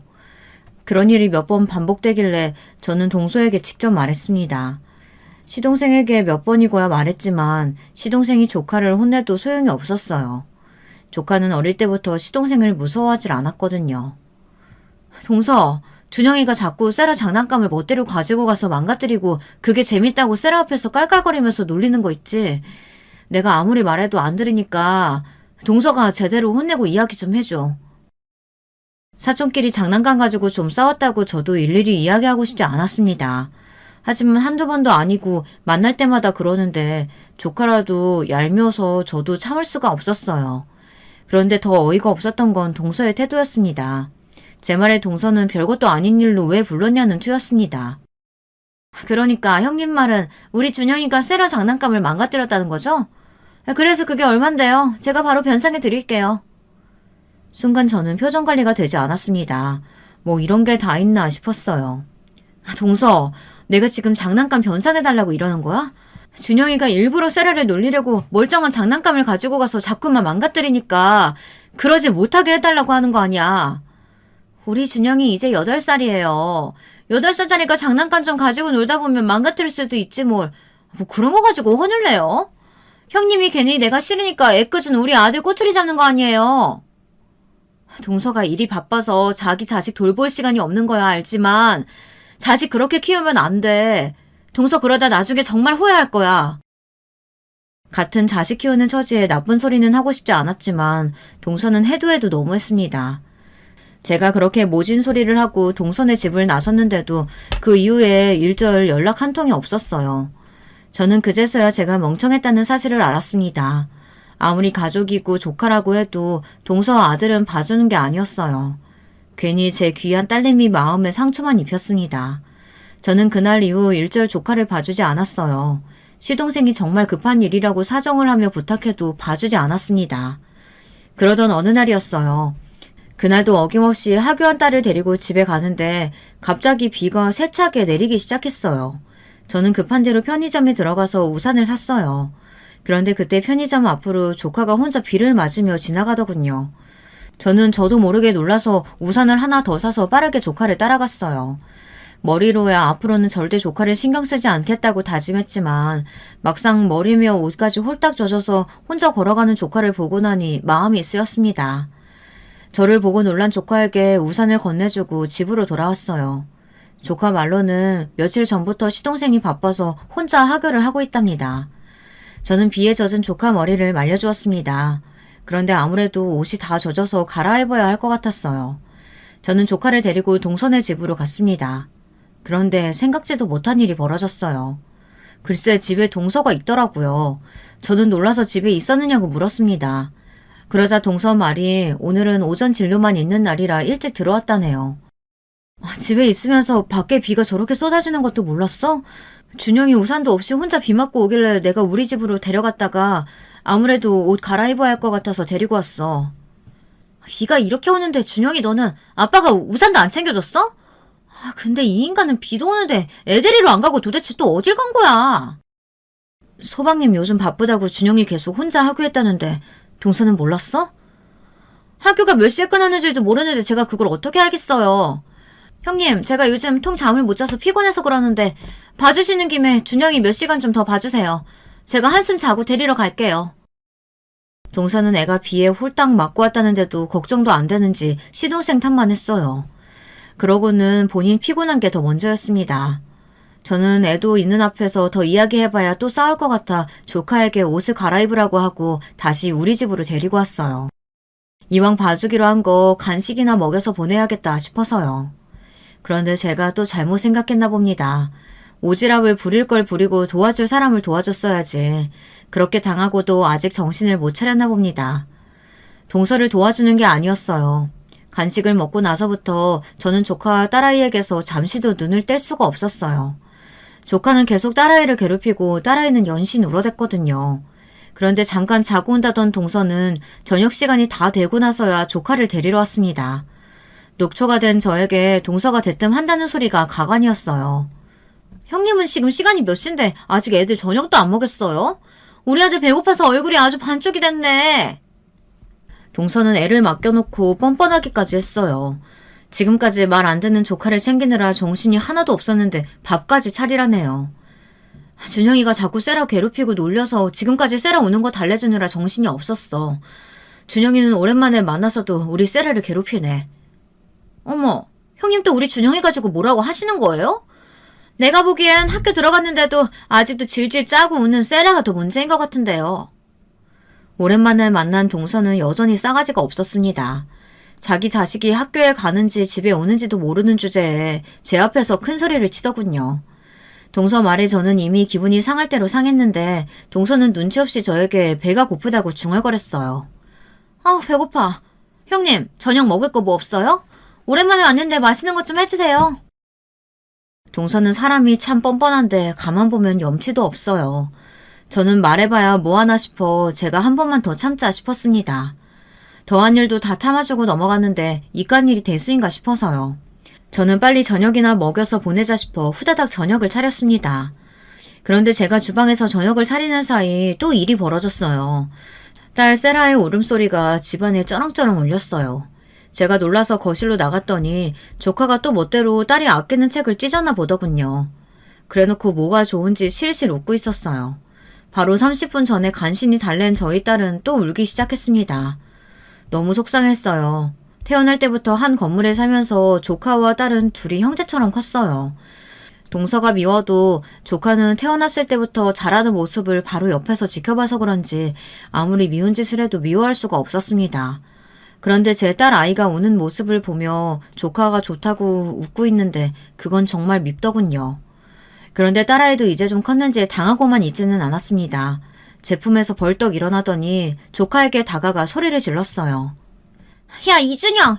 너 내 물건 다시는 만지지 마! 이제 너랑 다시 절대 안 놀 거니까 우리 집에도 오지 마! 매일 조카에게 당하기만 하던 딸내미가 화도 내고 소리라도 지르니 저도 은근 속이 시원하더군요. 그런데 그때였어요. 생각지도 못한 일이 벌어졌습니다. 이세라, 너 지금 누구한테 소리 지르는 거야? 내 아들이 누군 줄 알고 주제를 알고 덤벼야지. 제 딸아이에게 다가간 동서가 딸아이 머리를 쥐어박았어요. 간신히 진정된 딸아이는 순간 놀라서 다시 울음이 터졌습니다. 아, 시끄러! 너는 도대체 누굴 닮아서 그렇게 매일 징징거리니? 학교까지 다니는 애가 이래서 학교 생활이나 제대로 하겠어? 동서의 행동에 저는 순간 당황해서 입이 벌어졌습니다. 동서, 지금 뭐 하는 거야? 누가 봐도 준영이가 잘못했는데 준영이를 혼내야지. 어떻게 내 딸한테 손을 댈 수가 있어? 애들끼리 놀다 보면 물건이 망가질 수도 있고 책이 찢어질 수도 있지. 형님은 매번 뭘 그런 거 가지고 그러세요? 형님이 딸이라고 세라 오냐오냐 키우니까 애가 너무 곱게 커서 툭하면 울잖아요. 아휴, 너 바보야? 그만 좀 울어. 진짜 듣기 싫어 죽겠네. 동서는 제 말도 무시하고 제 딸아이에게 계속해서 모진 소리를 이어갔어요. 저는 순간 제대로 눈이 돌았습니다. 동서가 원래 개념 없고 버릇없는 거야 알고 있었지만 제 딸의 머리를 쥐어박는 건 도저히 참아줄 수가 없었어요. 동서야말로 애 잘 키워. 준영이가 매일 동서가 남편 무시하고 싸우는 모습만 보고 커서 그런지 학교에서도 애들 때리고 놀려서 애들이 다 준영이 싫어한대. 같은 자식 키우는 사람끼리 이런 소리까지 하고 싶지 않았지만 사실 조카 때문에 시동생이 학교에 불려간 게 한두 번이 아니었어요. 그 일로 시동생도 힘들어했습니다. 동서가 자식이 있는데도 계속 시동생을 항상 무시하니 조카가 아빠인 시동생은 무서워하지도 않고 말도 잘 안 들었거든요. 제가 세라 머리 좀 쥐어박았다고 기분 나빠서 그런 소리 하시는 거예요? 아무리 기분이 나빠도 그렇지 어떻게 있지도 않은 소리 지어내고 그러세요? 제가 서울대 의대 나온 의사예요. 설마 아들 그따위로 키웠겠어요? 그래? 그럼 앞으로는 내 도움 같은 건 필요 없겠네. 좋아. 지금 이 순간부터는 잘난 동서가 다 알아서 해. 아이고, 뭘 얼마나 도와주셨다고 이래요? 설마 우리 아들 잠깐 봐준 거 가지고 생색내는 거예요? 내가 설마 그까지 애 좀 봐줬다고 이러겠어? 기다려봐. 나 잠깐 통화 좀 하고. 저는 동서 하는 꼴이 기가 막혀서 더는 참아줄 수 없었습니다. 저는 곧바로 저희 친정아버지에게 연락드렸어요. 아빠 건물에 동서 병원 그거 당장 빼버려요. 뭐야? 형님, 지금 무슨 소리 하시는 거예요? 건물에 병원이라니, 설마 내 병원 말하는 거예요? 동서는 그제야 정신이 좀 드는지 저에게 달려들어 물었습니다. 그래, 동서가 우리 아빠 건물에 새 들어있는 그 병원 말이야. 내 도움 같은 거 필요 없다고 했으니 이제 좀 나가줘야 되겠어. 그랬습니다. 사실 저희 시부모님께서 친정아버지 건물에 동서 병원을 개원해 준 거였어요. 동서와 시동생이 결혼할 당시에 동서가 서울의 30평대 아파트나 병원 개원이 아니면 결혼을 안 하겠다고 버티는 바람에 급하게 시부모님께서 여기저기 부동산을 알아봤어요. 시부모님은 막내 아들 어떻게든 장가 보내시려고 사시던 빌라 건물을 팔아서라도 아파트를 사주려고 하셨어요. 그 일을 제가 저희 친정 부모님께 말씀드렸는데 아버지께서 먼저 흔쾌히 건물에 자리를 하나 마련해 주셨어요. 사실 친정아버지 건물은 할아버지께서 40년 넘게 해오셨던 한의원이 있던 건물이에요. 그 건물은 몇십 년째 한의원, 병원, 약국만 있는 건물이라 유동인구가 워낙 많아서 어느 병원이 들어와도 잘 되는 자리였죠. 그런 목 좋은 자리를 동서에게 내어주기가 사실 저는 탐탁지 않았지만 아버지는 그런 저를 나무라셨습니다. 이제 한 가족이 될 사이인데 손윗사람이 심부를 곱게 써야지. 괜히 내 건물이라고 말하지 말고 시부모님이 다 구해주신 거라고 이야기해. 그래야 네 동서가 시부모님께 잘하지. 저희 아버지지만 정말 대단하신 분입니다. 언제나 나무가 아닌 숲을 보는 분이었죠. 그런 분에게 제 마음대로 동서 병원을 빼달라 말라 해봐야 소용없다는 걸 알지만 동서 하는 것이 너무 괘씸해서 일부러 전화를 거는 척 연기했습니다. 동서 버릇을 좀 고쳐주려고요. 제 연기가 그래도 쓸만했는지 동서는 깜빡 속았어요. 정말 제가 아버지랑 통화한 줄 알더군요. 아니 형님, 그런 중요한 말을 왜 이제야 하세요? 어쩐지 형님 처음 만났을 때부터 우아하고 여유 있어 보인다 했는데 그게 다 건물주의 여유에서 나오는 거였군요. 지금까지 저한테 서운한 거 있으셨으면 너그럽게 좀 이해해 주세요. 앞으로는 제가 잘할게요. 잘 부탁드려요, 형님. 동서는 태세 전환이 정말 빠른 사람이었습니다. 병원 건물이 저희 친정 건물이라는 걸 알자마자 표정이며 말투며 싹 다 변했어요. 거기서 끝이 아니었어요. 동서가 조카를 끌고 오더니 저희 딸에게 사과까지 시켰습니다. 이진영, 뭐해 빨리 셀한테 사과해야지. 내일 장난감 망가뜨린 것도 모자라서 이제는 책까지 찢어? 얼른 세아한테 사과해. 제가 바란 게 꼭 이런 건 아니지만 어쨌든 나쁘지는 않았어요. 동서가 연기하는 거라도 예의 바르게 굴어대니 속이 다 시원하더군요. 그리고 이번 일로 한 가지 알게 된 건 가정교육이 매우 중요하다는 사실이었습니다. 어릴 때부터 부모님께서 저에게 엄하게 대하셔서 불만이 많았었는데 40이 넘고 보니 제대로 된 어른으로 살려면 가정교육만큼 중요한 게 없더군요. 부모가 자식을 사랑해주는 것도 중요하지만 제대로 된 교육을 해주는 것도 중요하다는 걸 뼈저리게 느꼈어요. 그날 이후로 동서는 180도 달라졌습니다. 제가 시키는 거라면 뭐든지 했어요. 더군다나 명절이면 어김없이 저희 친정에 가져다 주라고 선물 세트까지 보냈습니다. 이 건물주 약발이 언제까지 먹힐지는 모르겠지만 당분간은 평화가 유지될 것 같아 조금 더 써먹어 볼까 합니다. 지금까지 저의 이야기 들어주셔서 감사해요. 여러분의 가정에는 언제나 행복한 일만 가득하시길 바랄게요. 아이를 공개 입양해서 당당하게 키우는 연예인 부부 이야기를 인터넷을 하다가 보게 됐는데요. 많은 감정이 느껴지더군요. 저는 그 연예인 부부의 입장을 다른 사람들보다 조금은 더 가까이 이해할 수 있기 때문일지도 모르겠어요. 한바탕 우리나라를 뿐만 아니라 전 세계를 휩쓸고 간 코로나 바이러스가 잠잠해져서 안심되고도 반가운 심정인데요. 그래서 오래간만에 동네 지인들하고 커피 한잔 하려고 대형 카페에서 다들 모였어요. 둘씩, 셋씩, 따로는 이따금씩 모인 적은 있었으나 그처럼 모두가 빠짐없이 한꺼번에 모인 건 거의 처음이었네요. 그래서 개 중에는 저랑 안면만 있는 사람도 있었고요. 서로의 존재는 진작에 알고 있었지만 자리에서 따로 만나는 건 그때가 처음이었던 거예요. 따뜻한 커피 한 잔씩들 시켜놓고 이런저런 대화를 나누던 중에 누구 한 명이 그러더라고요. 나 아는 사람은 완전히 카페인 중독자예요. 대학 후배의 지인인데 어찌나 커피를 좋아하는지 오죽하면 커피를 절대 끊을 수 없어서 임신도 마다하고 차라리 입양을 하겠다면서 옛날에 그런 난리까지 쳤었다니까요. 어머, 그 정도면 중독 수준이에요.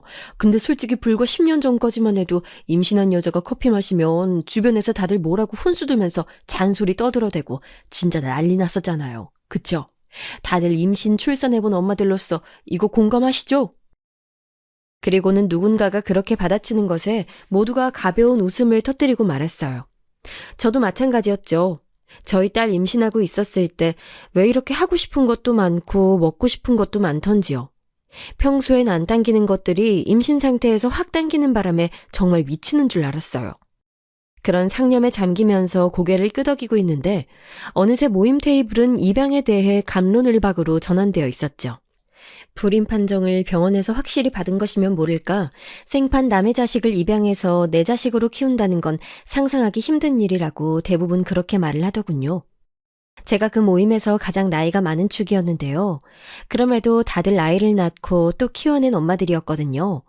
그런데 제법 단호하게 입양에 대해 너무 힘든 결정이라면서 머리를 흔드는 것에 저는 내심 놀랐어요. 세상이 전보다 훨씬 개방적인 사회가 되었음에도 우리나라는 아직 입양에 대해 보수적일 수밖에 없구나 이런 생각도 자연스레 따라붙었고요. 어디 가서는 입양은 멋진 일이다며 실컷 젠체하면서 떠들 수 있겠지만 정말 솔직히 제 마음은 밝히자면요. 제가 낳은 자식이 아니면 제 친자식처럼 도저히 못 키울 것 같아서 입양이 어려운 것 같아요. 기른 정, 낳은 정, 어떤 게 크냐고 이런 질문 인터넷에 자주 올라오잖아요.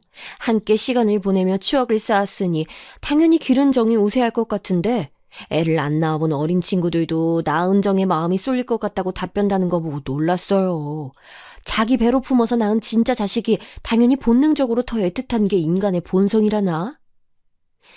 다들 신나게 떠들고 있는데 저는 어딘가 멋쩍은 기분이 됐죠. 자꾸만 제 상황에 대입을 해보게 되더라고요. 제 맞은편에 앉아있던 지인은 저랑 유난히 오래 알고 지낸 사람이었기 때문에 제 표정을 보더니 아차 싶어하는 듯 했어요. 그때 제 왼쪽 옆에 앉아있던 사람이 그러더라고요. 코로나 바이러스 터지고 초창기 때 집안 사정으로 인해서 사촌 조카 2명을 자기가 맡게 됐었다고요. 원래는 2달만 맡기로 했었는데 어쩌다 보니 그게 3달이 되었고 종국에는 4달을 꽉 채웠었다고 합니다. 그리고 그때 분명히 느꼈대요.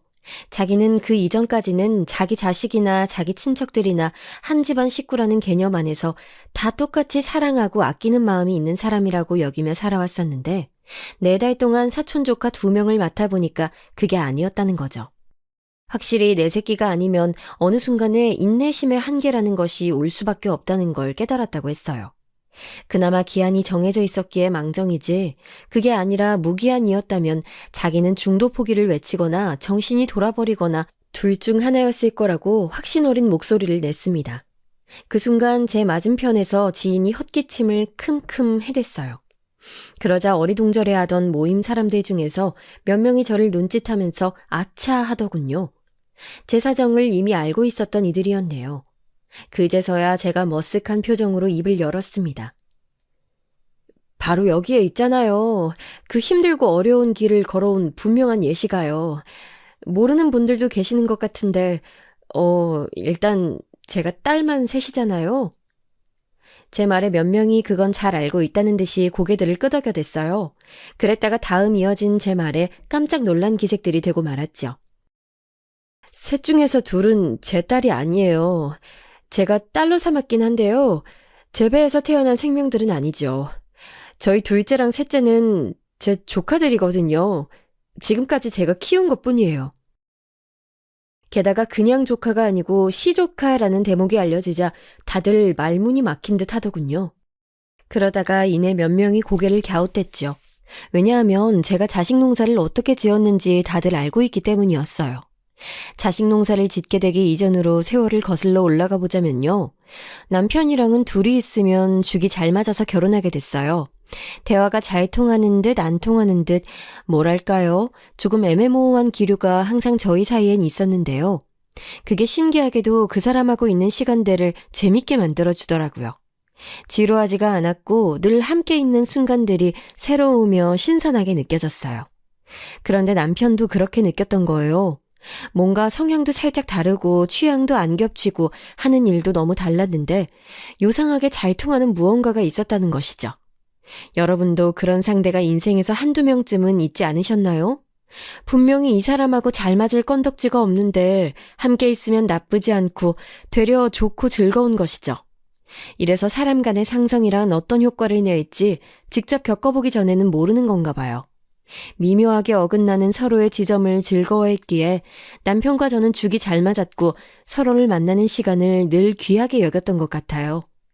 연애 기간이 저희는 썩 길지 않았는데 지금 생각하면 은근히 아쉬운 부분이에요. 결혼하기 전에만 누릴 수 있었던 것들이 분명히 있었으니까요. 하지만 그때는 결혼하는 게 진정한 결실이다라는 것이 무조건 정설이었기 때문에 느긋하게 결혼한다는 건 선택지에 없었던 듯 싶어요. 요컨대 지금과 그때의 사회 분위기가 전반적인 사상 차이가 난단 거겠죠? 저는 제 친정집이 좀 사정이 안 좋았어요. 저 어렸을 때부터 그래왔었네요. 고향 친구분한테 크게 사기당하신 친정 부모님. 그 때문에 자식들은 부모를 원망했고 그러면 부모는 자식들을 향해서 낳아줬으면 감사한 줄을 알아야지 어디 감히 부모를 원망하는 폐륜을 저지르냐며 화를 내고 악순환이었네요. 한마디로 애증이 가득한 집이었어요. 어떤 순간에는 애증에서 애의 기운이 더 강했고 또 어떤 순간에는 증이 더 우세하면서 그렇게 집구석이 굴러갔답니다. 가난한 형편에 별로 화목하지도 않건만 애석하게도 자식까지 많았어요. 5남매 중에 셋째가 바로 접니다. 그래서 일이 참 많았네요. 저는 위에서 내리누르는 것에 치이고 아래에서 치고 올라오는 것에 또 치이고 그렇게 가운데 껴서 고통받는 생활이었죠. 아무것도 아닌 정말 뭣도 아닌 존재가 저였다고 스스로는 그렇게 생각을 해요. 진심으로 존재감이 희미했거든요. 어떨 때는 내가 집에 안 들어와도 부모님은 당일에 눈치채지 못하실 게 분명하다. 어쩌면 이틀이 지나도 모르실 수 있다라는 망상을 해대곤 했었네요. 현재 널리 쓰이는 표현으로는 제가 왠지 애정결핍이었던 것 같아요. 받지 못한 애정에 늘 목말랐으며 갈구했는데 제가 결코 쉽사리 그걸 얻을 수 없었기 때문에 항상 풀이 죽어 있었네요. 그 시절에는 애정결핍이니 하는 개념이 없어서 참 안타까워요. 제 자신의 상태를 뭐라고 정확히 규정하지도 못한 채 자라왔으니까요.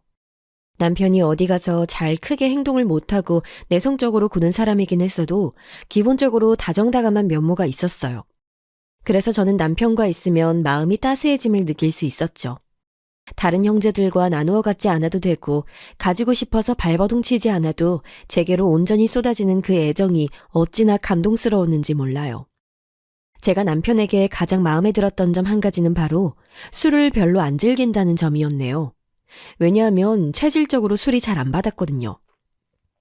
그래서 더욱 안심이었어요. 술에 취해서 난동을 자주 부리셨던 자식들을 공포로 몰아넣곤 하셨던 친정아버지의 모습을 남편을 통해 겹쳐보지 않아도 된다는 사실이 기뻤고요. 그런데 희한하게도 시부모님께서는 이런 남편과 성격이 영 딴판이셨어요. 초장부터 괄괄하신 모습을 보이며 저를 몹시 당황시키셨네요. 극단적으로 표현을 해보자면 성격이 좀 나쁘셨다라고 할까요? 저는 5남매 집안인데 남편은 3남매 집안이었답니다. 첫째 딸 시누이, 둘째 아들 남편, 그리고 셋째 아들이 시동생이었죠. 작년 시누이는 참 굉장히 지랄맞은 여자라고 처음부터 제가 느꼈었어요. 저를 맨 처음에 대면했을 때 제가 우선 꾸벅 고개부터 숙여 보였는데 그 인사를 마치고 고개를 든 저와 눈이 마주친 시누이가 던진 첫 마디. 아, 네가 명진이 여자친구냐? 눈매가 왜 그렇게 생겨먹었어? 어? 뭘 봐. 아, 뭘 그렇게 보냐고! 당연히 눈앞에 있는 사람을 보는 거지 뭘 보겠나요, 제가. 너무 깜짝 놀라서 그대로 얼음이 되고 말았는데 옆에 있던 남편이 천천히 손으로 제 어깨를 감싸주더니 저한테 작은 목소리로 제정신이 아니야, 무시해. 이렇게 속삭여줬습니다. 남편은 지금까지도 모를 거예요. 그 순간에 남편이 그렇게 말을 해줌으로써 전 오히려 공포에 질렸었단 사실을 말이죠. 가뜩이나 심상찮아 보이는 시누이였건만 남편이 그런 말을 함으로써 완전히 이상한 사람으로 확정이 지어졌기 때문에 저는 되려 무서워졌던 것이죠. 그래서 제가 어떻게 했을까요? 2번 망설이지 않고 정중하고 예의 바르게 시누이 앞에서 눈을 내리깔았습니다. 공손하게 손까지 모으고는 종종 걸음으로 시누이 곁을 지나쳐갔죠. 흠잡을 것 없이 꼬리를 완벽히 만 저의 모습 때문이었는지 시누이는 영 못마땅하단 눈길을 하곤 있었지만 제게 무어라 트집을 잡진 않았어요. 만약 그때 시누이한테 제가 대들었다면 상황이 어찌 되었을지 조용히 눈을 내리깐 게 최고의 선택이었네요. 저희 집 5남매의 둘째인 제 친정언니도 보통 이상한 성질머리가 아닌데요. 그래서 저는 미친 사람, 특히 그런 여자의 눈빛이 어떤 것인지 잘 알고 있었어요. 그런데 딱 보니까 시누이는 제 친정언니보다 급이 훨씬 높더라고요. 건드리면 피를 보는 건 저였어요. 예의 차리면서 시누이 앞에서 저는 사자 앞에 토끼입니다를 열심히 주장했더니 그게 그럴싸한 결과를 냈어요. 남편도 자기 누나랑은 아예 상종을 안 한다고 그랬었거든요. 차라리 안 부딪히는 게 낫다고요. 남매도 그렇게 지내는 판국인데 굴러들어온 돌인 제가 무려 그 미친 시누이로부터 인정을 받아버린 거예요. 시누이가 시부모님께 그랬어요. 명진이 여자친구 괜찮던데요? 둘이 그냥 결혼하라 그래요. 부잣집 여자 기다리면 뭐 그런 여자가 명진이 좋아해준대요? 미스코리아 같이 예쁜 여자? 그런 여자가 명진이랑 결혼해준대요? 괜히 헛물 켜지 마시고 여자친구랑 결혼하라고 하시죠. 사실은 시부모님께서 저를 별로 마음에 안 들어 하셨거든요. 슬프게도 딱히 이유는 없다고 하셨어요. 전반적으로 저의 조건들이 다 마음에 안 차신 거였으니까요. 그런데 남편이 저 좋다고 결혼하고 싶다고 하니까 시부모님께선 날로 한숨만 더 하시며 당신의 아들의 마음을 돌려놓을 어디 대단한 여자는 없을까 싶어서 이리저리 여자를 수소문하시기까지 하셨습니다. 그런데 그 와중에 갑자기 정말 뜬금없이 시누이가 제 편을 들어버린 거예요. 시부모님께서는 너무 놀라신 나머지 혼절하실 뻔했어요. 다른 누구도 아닌 당신들의 성질 더러운 장녀가 그렇게 말을 한다는 것은 너무나도 의외였거든요. 시누이가 원래도 성질머리를 타고났긴 한데 그렇다고 해서 원래부터 그렇게 지랄 맞진 않았대요. 계기가 있었던 건데요. 바야흐로 시누이가 딱 20살 되던 해의 봄, 시아버지랑 시누이가 정말 살벌하게 싸움을 벌였다고 합니다. 시누이는 자기가 태어나서부터 지금까지 당해온 차별과 모욕에 대해 사과를 받아야겠다면서 시부모님께 대들었었대요. 딸인 자기한테 동생들을 다 돌보라고 시키면서 사실상 식모 역할을 부담하게 했던 것이 너무나도 화가 난다면서요. 특히나 가부장적이신 부분이 지나치셨던 시아버지는 시누이와 그 이전부터도 관계가 좀 냉랭했다고 하죠. 막 성인이 된 시누이가 날 잡고 따지니까 시아버지께서도 머리끝까지 화가 나셨고 남편의 증언에 따르자면 그날 누구 하나는 죽겠구나 싶었다고 합니다. 빌어먹을 계집년부터 시작해서 시아버지께서는 차마 입에 담기도 민망하고 꺼려지는 별별 욕들을 시누이에게 퍼부으셨대요. 손까지 올리셨고요. 이게 1차 사건이었는데 2차 사건은 그 이후에 일어났습니다. 시부모님의 지인분께서 중매를 서주셨대요. 시누이의 결혼 상대를 말이죠. 자기 동의 없이 일이 진행된 것에 분노한 시누이는 얼마 후에 자기가 좋아하는 사람은 따로 있다면서 웬 남자를 집으로 데려왔대요. 시아버지께서는 근본 없는 저런 기생오라비 새끼를 당신의 사위로 절대 삼지 않으시겠다며 노발대발하셨고 시어머니께서는 머리에 천을 두르고선 드러누우셨다고 하네요. 시누이는 그 남자가 아니면 무조건 결혼 안 하겠다고 맞섰고요. 그래서 남편은 시누이가 그 남자랑 결혼하게 될 줄로 생각했대요. 그런데 이게 웬일인가요? 알고 보니까 그 남자한테는 복잡한 여자 관계가 존재했어요. 이게 밝혀지는 바람에 결혼 직전에 다 엎어졌죠. 그리고서는 결국에는 시누이가 시부모님께서 강하게 종용하셨던 상대와 결혼을 하게 됐는데요. 시누이는 시간이 갈수록 자꾸만 이것에 대해서 앙금이 커져갔던 거예요. 모르겠어요. 그걸 빌미를 삼아서 그저 나를 세웠던 것일 수도 있고요. 화를 내고는 싶은데 적절한 핑계가 없으니까 뭐 하나 건수 잡는 거. 뭔지 아시나요? 딱 그런 느낌이었던 것 같아요.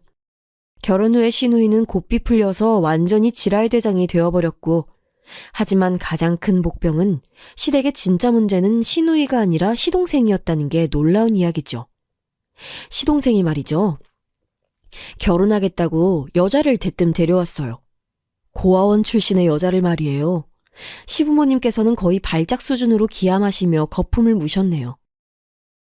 너 이 자식이 기껏 키워놨더니 부모 가슴에 이토록 대못을 박아. 내가 너를 용서할 줄 알아. 넌 이제부터 내 자식이 아니다. 시아버지의 그 대쪽 같은 성정에 그 상황이 용납이 됐겠나요? 어불성설이었답니다. 폭주하는 시아버지를 아무도 말릴 수 없었어요. 시동생은 묵묵하게 그 비난을 듣고 있었고요. 그 모습에 당신의 가슴을 치시던 시어머니께서는 돌연 눈빛을 사납게 하시더니 시동생이 데려온 여자의 뺨을 후려치셨어요. 거센 짝 소리가 울려 퍼졌고요. 잠자코 있었던 시동생이 난리를 치면서 왜 이 사람 때리냐고, 엄마가 뭔데 이 사람을 때리냐고 눈 돌아가서 소리 질렀어요. 그러자 시아버지께서는 목에 핏대까지 세우시며 막내 아들이라고 아껴 마지 않았더니 알고 보니 자식을 잘못 키웠다면서 불호령을 치셨고요. 시어머니께서는 씩씩거리시다가 도저히 분이 안 풀리셨는지 손을 또 번쩍 올리셨는데 그러자마자 그 여자가 반사적으로 자기 배를 손으로 감싸주었어요. 뺨을 칠 기세인데 배를 보호하다니요. 이건 이상하잖아요. 시어머니께서는 즉시 당신이 지금 예상한 게 맞냐면서 떨리는 목소리를 내셨죠. 아직 모르는데요. 제 생각에는 임신인 것 같습니다. 확인을 안 해봐서 정확하지는 않지만. 뭐야? 이 불려시 같은 게 지금 뭐라고 짓거리는 거야? 설마 지금 임신을 빌미로 허락을 받아내려던 건 아니었겠지? 머리가 어지러우셨는지 시어머니께서 잠시 휘청거리시며 물어보셨는데 시동생이 그러면 안 되냐고 되물었어요.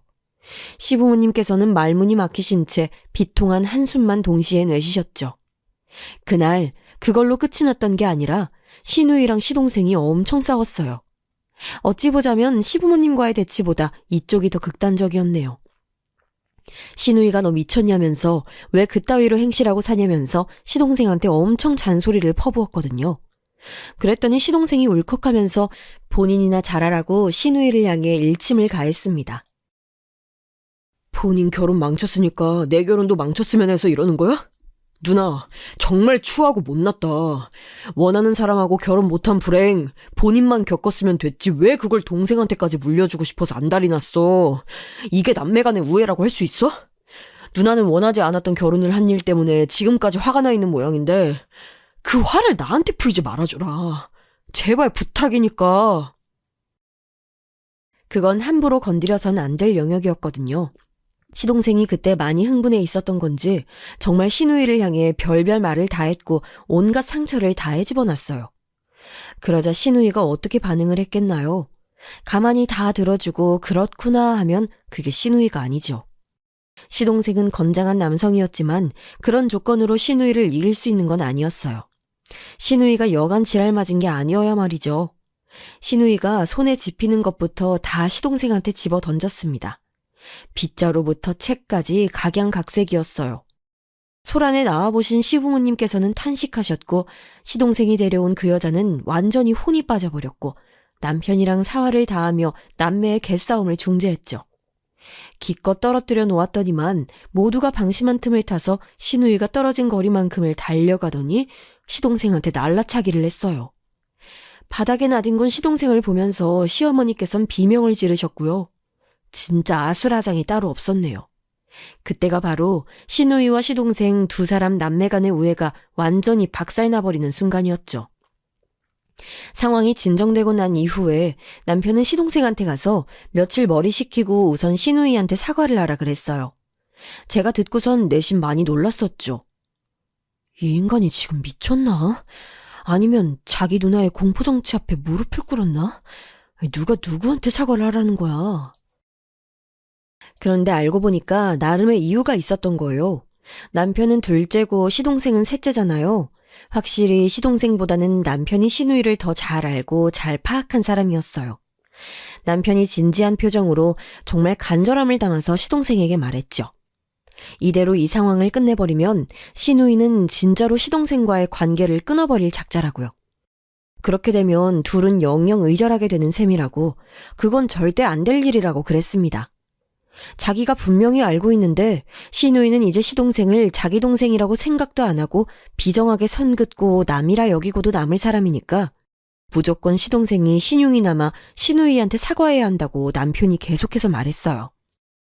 시누이는 진심으로 남매관계를 끊을 수 있는 사람임과 동시에 사과를 받는다면 그걸로 무마를 할 수도 있는, 그러니까 아주 사고체계가 단순 무식한 사람이라는 소리였죠. 과도할 정도로 기면 기고 아니면 아닌 사람 말이에요. 차분히 남편의 주장을 다 듣고 보니까 일리가 있더라고요. 그래서 저도 시동생에게 남편의 말대로 하라고 했습니다. 하지만 그런 저희 부부를 막아선 존재가 있었으니 바로 시동생이 결혼하겠다고 데리고 온 여자였죠.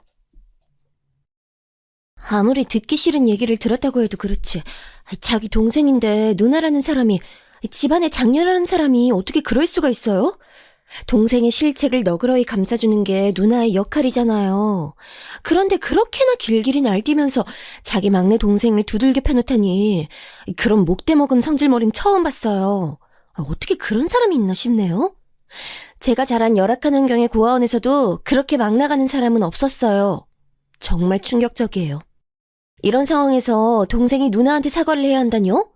윗사람이 먼저 모범을 보이는 게 맞죠? 당연히 누나가 동생한테 사과를 해야 하는 상황입니다. 그러니까 말도 안 되는 욕은 하지 말아주세요. 단호하게 눈을 빛내며 그 여자가 그런 주장을 하니 시동생은 그쪽 편으로 넘어가 버렸지요. 저희 남편이 형식적으로 그냥 사과하는 신용만 해도 된다고 말을 한 건 자기도 알아들었대요. 하지만 그마저도 하지 않겠다고 했어요. 사유는 내 여자가 그걸 원하지 않으니까 였습니다. 그래서 이 모든 난리 끝에 시동생이 그 여자랑 결국에 결혼을 했냐고요? 네, 맞아요. 그 여자가 바로 제 동서가 됐어요. 그 난리통이 벌어졌던 날에 동서가 이미 임신을 하고 있었던 건 맞는 것으로 몇 주 후에 드러났고요. 시부모님께서는 머리 싸매고 들어놓으셨으며 너무 속상하신 나머지 한동안은 칩거 생활까지 하셨어요. 시아버지께서는 자식 새끼 키워봐야 소용없다며 계속 일을 가셨고요. 어쩜 이렇게 남매 셋 다 하나같이 결혼 문제로 시끄러운 잡음을 내는지 모르겠다고 열변을 토하셨는데 듣고 있던 제가 뜨끔해서 애써 시선을 돌렸었네요. 시어머니께서는 주변에 무속신앙이라고 해야 될까요? 그런 걸 열심히 믿는 지인들을 몇 두신 바 있었어요. 시동생의 일로 속이 뒤집어지신 시어머니께서 여러 가지 점을 보러 다니셨고요. 하늘이 두 쪽 나도 내 눈에 흙이 들어가도 우리 막내 아들을 그 불려시하고 짝지어줄 순 없어. 그 두 사람은 상극 중에 상극이고 따라서 둘 사이에 자식이 태어난다면 그 자식은 세상의 이치를 어지럽힐 저주받은 존재가 될 거라고. 내가 멀쩡히 들리는 귀로 다 듣고 확인을 마치고 왔음이니. 시어머니께서는 부릅뜨신 눈으로 그렇게 주장하셨는데 그날로부터 딱 사흘 후에 동서의 임신 소식이 전해졌던 거예요. 알고 보니 그때 임신하고 있었던 게 맞았더라 하는 이야기 말입니다.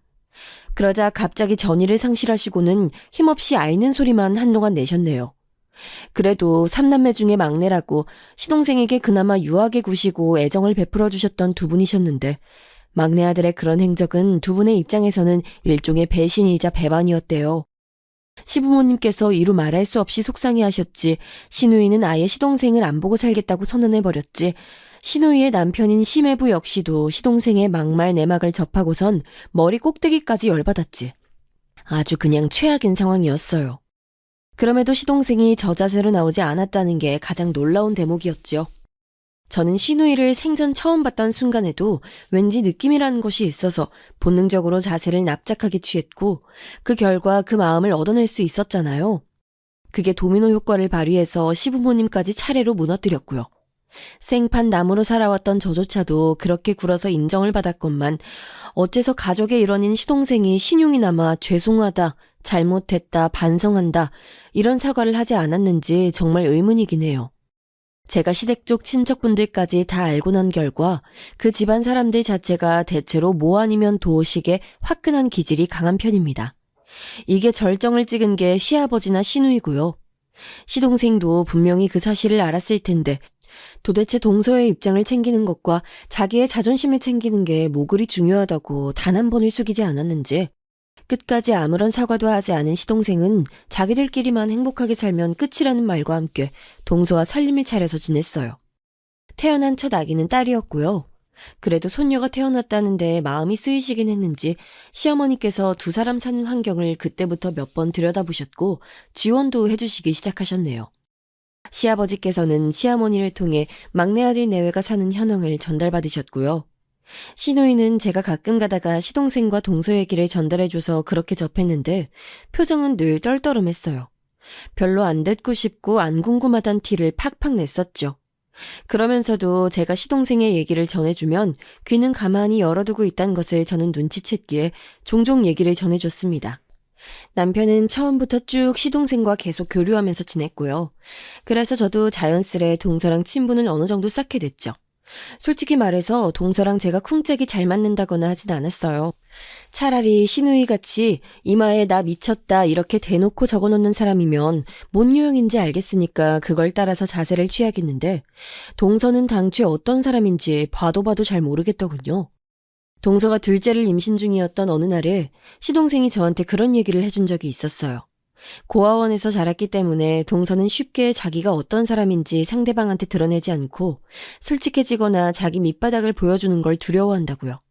아마도 환경으로 인해서 성격 형성에도 영향을 받았나 봐요. 제가 애증이 넘치는 집안에서 자란 탓에 영향을 받은 원리처럼 말이죠. 시동생 말을 듣고 나서야 저는 동서가 어떤 사람인지 감이 잡혔어요. 그 이후로는 점차 동서와의 사이가 조금씩 변해갔지요. 동서와 겉핥기식 대화 말고 진짜 얘기를 주고받는 사이가 되기까지 오래도 걸렸었네요. 딸 둘 이렇게 오붓한 자매를 둔 시동생과 동서 부부는 비록 형편이 넉넉하진 않아도 희로애락을 함께하면서 즐거이 잘 지내는 듯 보였어요. 하지만 두 사람이 부부가 되는 과정에서 부모 가슴에 대못을 받고 누나와 의절했던 것 때문인지 시동생이 어느 부분 한 곳은 공허해 보인다고 저랑 남편 둘 다 똑같이 그리 생각했었답니다. 서로 그놈의 자존심이 뭐라고 서로에게 숙이지 않았었는지 모를 일이에요. 어찌 보면 단순한 것이었는데도 그게 왜 이렇게 힘들었던 걸까요? 남편이 어느 날 제게 씁쓸한 얼굴로 말을 했었죠. 시간이 해결해 주겠지. 난 그렇게 믿어. 흐르는 세월이 자연스레 이 문제를 해결해 줄 거라고. 저도 어느 정도는 그리 생각했던 듯 싶네요. 하지만 저희 부부가 바랐던 그림은 끝내 그려지지 않았어요. 어린 자식들을 남겨둔 채 시동생과 동서가 한날 한시에 세상을 떠났기 때문입니다. 졸음운전이 일으킨 사고였어요. 거대한 트럭을 시동생과 동서가 그 순간 피할 방법은 어디에도 없었죠. 한 가정이 붕괴됐고요. 한 집안이 쑥대밭이 되어버렸어요. 시어머니께서는 졸도하셨습니다. 얼마 지나지 않아 시아버지께서도 뒷목을 잡고 쓰러지셨고요.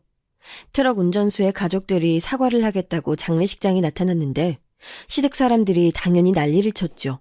시동생 돌려내라고요. 고아원에서 동서와 친하게 지냈었다는 젊은 아가씨도 눈이 뒤집혀서는 그 가족들에게 따지며 불쌍한 인생을 그렇게 마감하게 해놓고 어떻게 보상할 거냐면서 울부짖었어요. 그랬더니 갑자기 그 트럭 운전수의 가족분 하나가 사실은 사과하러 안 와도 되는데 기껏 생각해서 와줬더니 겨우 이딴 반응을 보이는 거냐면서 욕을 했습니다.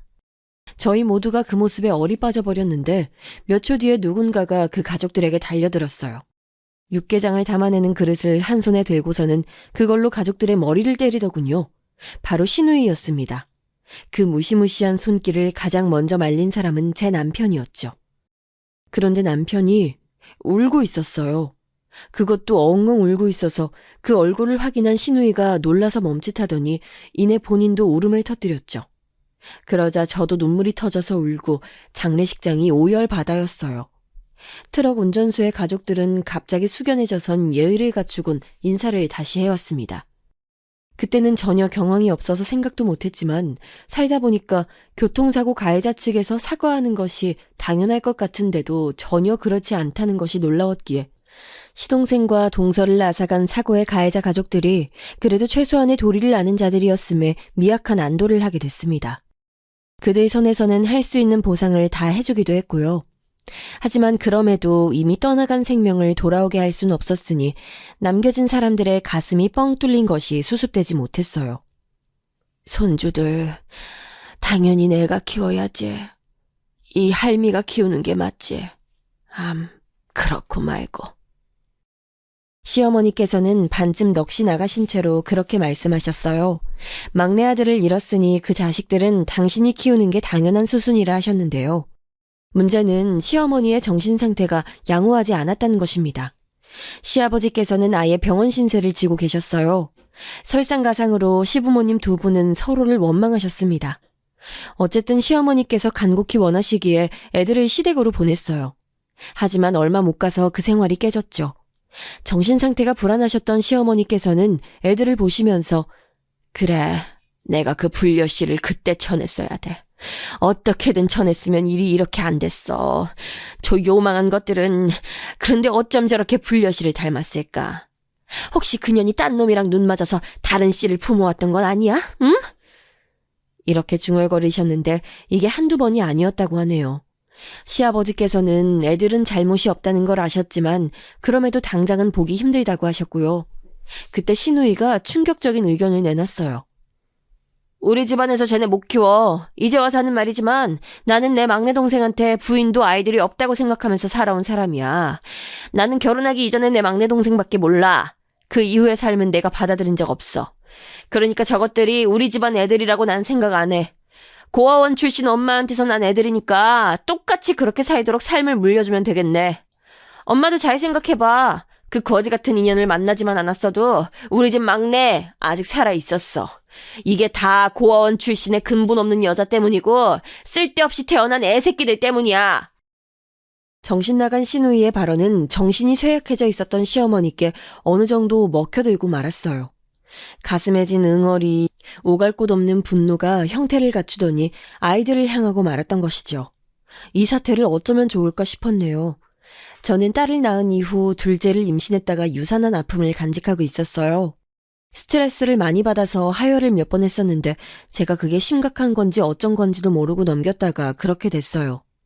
유산 이후로 저는 한동안 너무 힘들어했고 제가 둘째를 임신했던 시기에 저 혼자 첫째를 돌보며 독박 육아와 집안일을 다 했고 시댁을 챙겼으며 또한 시동생 동서 쪽도 신경을 써줬고 친정에 복잡한 일이 연달아 터졌는데 이걸 오롯이 감내하고 있었는데요. 이 시기에 남편은 회사 내에서 부서 이동을 한 후 심란하다는 이유로 저를 방치했어요. 저는 워낙 어렸을 때부터 사랑받지 못하는 역할에 익숙한 바 있었기 때문에 남편에게 조르지 않았고요. 그 결과가 제 유산이었고 유산 후에는 우울증이었죠. 속이 문드러져 있었는데도 저는 아무렇지 않은 척 애를 쓰기까지 했어요. 저희 딸 앞에서 엄마로서 나약한 모습을 보여줄 순 없었으니까요. 저의 이 외로운 시간들을 남편도 다 알고 있었습니다. 하지만 그걸 다 안다고 인정해버리면 자기 잘못이 너무 크게 돌아오기 때문에 차마 쉽사리 먼저 화두를 꺼내지 못한 채 남편은 속으로 이걸 조용히 눌러두고 있었어요. 저를 향한 죄책감을 지닌 채로 그걸 다 풀어내지도 못한 채로 남편은 저에게 정말 어려운 이야기를 꺼내고자 입을 열었습니다. 애들, 우리가 정말 미안한데 우리가 키우면 안 될까? 그러면 안 될까? 그 말을 듣자마자 제가 고개부터 돌렸고 남편에게 등을 보이고 섰습니다. 사실은 예감하고 있었을지도 몰라요. 시부모님께서 애들에게 거부 반응을 보이시게 된 이상 분노의 방향을 조절하지 못하는 시누이가 애들에게 모진 소리까지 쏟아낸 상황까지 온 이상 어쩌면 남은 선택지는 저희 부부밖에 없을지도 모른다고 말이에요. 그러나 저는 그걸 알면서도 내심 아니었으면 좋겠다라는 생각으로 외면하고도 싶었던 것 같네요. 남편한테 말했어요. 생각 안 해본 건 아니지만 자신이 없기 때문에 말을 먼저 안 꺼낸 거라고요. 애들을 마음속으로 진심으로 아끼며 사랑하고 있으나 그게 자식처럼 앞으로 책임지고 키워낼 수 있다는 것과 동의어는 아니라고 말입니다. 저는 차마 남편 쪽을 바라보진 못한 채 애들을 그것도 2명 다 우리가 키우고자 끝까지 주장한다면 저는 이혼을 할 수밖에 없다고 말을 해버렸네요.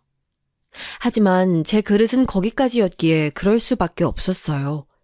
남편은 아무 소리도 못 내고 조용히 울었습니다. 저는 이튿날 시댁에 가서 시어머니와 상의를 했고요. 역시나 시어머니께서는 애들을 키워야 한다면 키울 수 있지만 당신의 정신 상태가 스스로도 의심스러울 지경이 되었기에 두렵다고 하셨어요.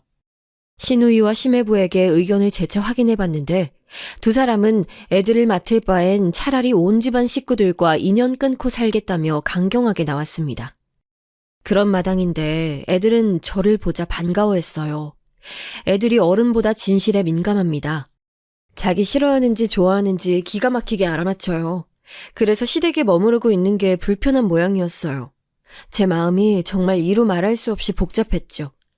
그리고 그날 밤 기어이 남편이 제 발치 아래 무릎을 꿇었습니다. 여보, 내가 죽일 놈이야. 내가 다 잘못했어. 내가 미안하다. 그런데 딱 한 번만 더 미안한 말 할게. 우리가 애를 키우면 안 될까? 내가 이걸 마지막으로 2번 다시는 살면서 여보한테 그 어떤 부탁도 하지 않을게. 맹세할게. 남편이 눈물을 연신 훔치며 말을 했고 저는 굳이 이렇게 애들을 둘 다 안고 가려는 이유가 뭔지 물어봤어요. 그제서야 남편이 자기 속내를 밝히더군요. 그간 계속 마음이 불편했대요. 사실은 시동생을 시부모님과 진작에 화해시킬 수 있는 능력이 본인에게 있음을 스스로가 알았다고 합니다. 그런데 그러고 싶지 않아서 번거로워서 이래야 부모님과 동생 모두 나에게 전적으로 의지하니까 하는 이유로 그렇게 하지 않고 차일피일 미루며 세월을 보냈다는 거예요. 그런데 시동생이 허망하게 떠나버렸으니 남편은 미칠 듯한 후회에 시달리는 중이었죠. 남편은 저에게 미안한 부분 역시도 앞으로 미래를 함께 헤쳐나가며 갚아나가겠다고 했습니다. 이렇게 추격을 했지만 그때 남편이 저한테 거의 1시간 넘게 혼자 말을 했어요. 그 속 안에 정말 많은 생각들이 들어있었더군요. 어쩌겠나요. 이미 제 눈에도 애들의 모습이 아른거리고 있었던 것을요. 저희 딸에게 먼저 양해를 구했어요. 사촌들하고 앞으로 같이 살게 될 것 같다고 다 설명을 했습니다. 그랬더니 딸이 그러더라고요. 우리 집이 아니면 그 둘이 편하게 있을 곳도 없는데 그럼 어떡하겠냐고요. 저희 딸 너무나도 시큰둥하게 말을 해서 저희 부부를 놀라게 했네요. 그래서 애들을 키우게 됐답니다. 시조카가 차례로 태어날 때까지만 해도 설마 이런 앞날이 예비되어 있을 거라곤 상상도 못했는데 말이죠. 시아버지께서는 이듬해 뇌졸중으로 쓰러지셔서 건강이 더 많이 상하셨고요. 시어머니께서 전적으로 붙어 계시게 됐죠. 이러나 저러나 애들은 시댁에서 살 운명이 아니었나 봐요. 저희 부부가 애들을 맡은 이후로 신우이랑은 대면대면했네요. 거의 5년 정도를 그렇게 지냈던 것 같아요. 남편이라면 모를까 제 입장에서는 피 한 방울 안 섞인 시조카 2명을 제 친자식과 함께 키우는 일은 각오했던 것보다 더한 고행길이었어요. 특히 애들 사춘기 때요. 정말 과장 하나 섞지 않고 매일 눈물 마를 날이 없었네요. 그 정도로 힘들었어요. 애들을 키우기로 했던 순간부터 저희 부부에게 사실상 둘째는 없다가 된 것이나 다름없었기에 당연히 제가 둘째는 낳지 않았고요. 시조카 2명이 저희 집 둘째이자 셋째가 되었네요. 공평하고 공정하게 키웠음에도 한때는 둘 다 엇나가는 바람에 사람 피를 말렸어요. 저희 딸이 첫째이기에 가장 먼저 누릴 수 있는 것을 가지고도 애들은 화를 냈고 오해를 해댔어요. 자기들이 진짜 딸이 아니라 조카이기 때문에 차별하는 거라고 말이죠. 둘째는 고등학교 1학년이던 때 신우이랑 머리채 잡고 싸웠어요. 둘째가 그러더군요. 나 끔찍하게 싫어했던 거 다 기억한다고 말이죠. 고모한테 대든 둘째나 조카랑 치고받고 싸운 신우이나 정말 대단했네요. 셋째는 중학교 3학년 때 가출까지 했습니다. 이유요? 자기 친모가 고아원 출신이라는 게 생각할수록 열받아서 그랬대요. 이러는 판국이니 저희 딸까지 가끔은 불만이 터져서 셋이 살벌하게 싸워대고 저는 제가 화병 걸려서 죽지 않은 게 신기해요.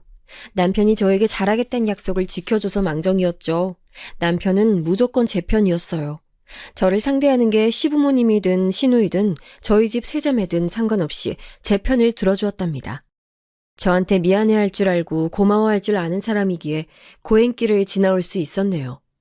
근데 시누이 있잖아요. 저희 딸이 대학 들어갈 땐 용돈 조금이랑 선물 하나 줬는데 둘째랑 셋째 대학 갈 때는 등록금을 내줬습니다. 왜 그렇게 하는 거냐고 물어봤더니 간단하게 답변하더군요. 왜긴 왜야. 대학 등록금 대주려고 그 목적으로 적금 부었던 거니까. 때가 됐으니 쓰는 거지 뭘 따져. 시누이는 정말 오묘한 사람이에요. 그런 것 같지 않나요? 예전에 셋째가 반항기가 와서 미쳐 날뛸 때 저랑 남편은 두 손 두 발 다 들었었는데 시누이가 제압했어요. 그 후로는 셋째가 눈에 띄게 얌전해졌었고요. 하여간에 희한합니다. 정말 피를 토하는 심정으로 책임지고 키워낸 제 시조카들 어떻게 컸냐고요? 이 말씀만 드릴게요. 애들을 안 맡았다면 큰일 날 뻔했습니다. 제 친정 여동생이 암 진단받아서 난리도 아니었거든요. 왜냐하면 그때 친정 아버지께서 간암 투병 중이었기 때문이죠. 게다가 친정 언니의 시댁에 복잡한 일이 생겨서 점입가경이었는데 사실 모든 건 돈 문제로 귀결이 되잖아요. 이거 저희 둘째가 돈 다 대줬어요. 대학 졸업하고 최저시급 주는 그저 그런 사무직에 들어가서 세워라 내워라 하는 것 같더니만 주식으로 대박을 치고 있었더라고요. 어쩐지 자꾸만 주식 공부를 하길래 수상하다 했더니 뭔가 있었던 거죠. 제 친정일은 자기한테는 외갓집 일인 셈이라면서 둘째가 단호하게 돈을 내놓았어요. 저희 첫째가 조금 이른 축에 속하는 나이에 결혼을 했는데 둘째가 혼수장만 다 해줬어요. 언니가 결혼하는데 형편되는 동생이 돈 내놓는 건 당연하대요. 저랑 남편의 말문을 막히게 만들었죠. 셋째는 대학 졸업 후에 하라는 취업은 안 하고 자꾸 놀러 다니면서 저를 걱정시키더니 대뜸 작곡가가 됐어요. 여러분 전 세계적인 인기라는 우리나라 남자 아이돌 그룹 BTS 들어보셨죠? 그런 그룹처럼 우리나라 아이돌이 엄청난 인기인데요. 셋째는 아이돌한테 곡 주는 작곡가 모임에 속해 있어요. 곡 정보를 보면 작곡가 목록에 3명, 5명 이렇게 여러 명 있을 때가 있는데 셋째의 작곡가명이 거기서 확인이 됩니다. 돈도 잘 벌 뿐더러 자기 분야에서 두각을 드러내고 있으니까 보통 대단한 게 아니에요. 솔직히 제가 보기엔 혹시 천재 아닌가 싶더군요. 어디 가서 셋째 얘기 꺼내면 다들 눈이 초롱초롱해져요. 어쩜 그렇게 대단한 딸을 뒀냐면서 누구나 부러워하고요. 저희 부부의 길을 팍팍 살려주는 존재입니다. 둘째의 과감함, 통찰력이나 셋째의 예술적인 재능은 도저히 시댁 집안에서는 찾아볼 수가 없거든요. 남편도 그렇게 생각한대요. 이건 애들이 친탁을 한 게 절대 아니라고요. 그렇다면 외탁이라는 건데 저는 가끔 하늘나라에 있는 동서한테 이런 질문을 날립니다. 동서, 나한테만 살짝 알려주면 안 될까? 동서는 정말로 뭐 하던 사람이었어? 이제 보니까 고아원에 버려졌지만 친부모가 어떤 사람이었는지 기억은 다 하고 있다 그랬었잖아. 도대체 뭐 하던 집안의 자식이었어? 내 꿈에 나와서 나한테만 알려줘봐. 그리고 내가 동서 애들 잘 키워낸 것에 대해 어떻게 생각하는지도 말 좀 해주고. 인고의 시간을 견디며 애들을 키워내긴 했는데요. 그것 이상으로 수십 배, 수백 배, 아니 그보다 더한 보답을 제가 애들한테 돌려받으면서 사는 중이라 황송할 때도 있답니다.